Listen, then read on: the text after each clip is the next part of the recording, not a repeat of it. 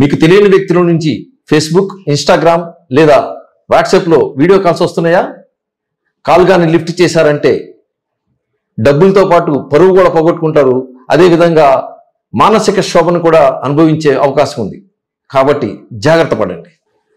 ఈ మధ్య కాలంలో సైబర్ కేటగాళ్ళు అందమైన అమ్మాయిల ప్రొఫైల్స్ పిక్చర్స్ పెట్టి లేదంటే వాళ్ళ యొక్క ఫొటోస్ని పెట్టి మీకు ఫేస్బుక్ లేదంటే వాట్సాప్లో కానీ ఇన్స్టాగ్రామ్లో కానీ వీడియో కాల్స్ చేపిస్తున్నారు.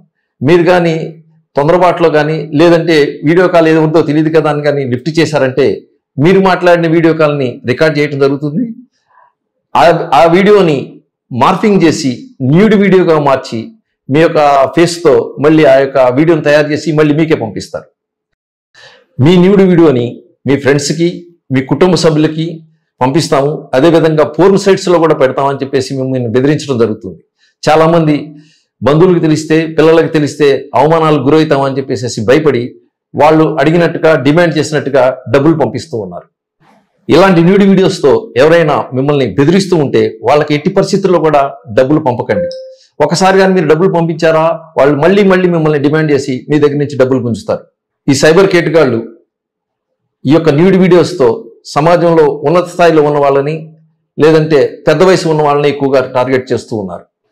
ఇటువంటి న్యూడ్ వీడియోస్తో వేధింపులకు గురికాకుండా ఉండాలంటే మీరేం చేయాలి? మొదటగా తెలియని నెంబర్ నుంచి, తెలియని వాళ్ళ నుంచి వచ్చే వీడియో కాల్స్ని లిఫ్ట్ చేయొద్దు, వాళ్ళని బ్లాక్ చేయండి.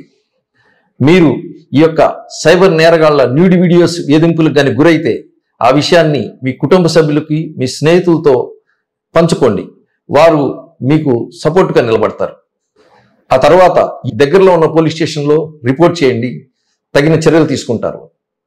సైబర్ నేరాలను నిరోధించడంలో ప్రభుత్వానికి సహకరించండి. ప్రజాసేవలో ప్రకాశం పోలీస్. నమస్కారం.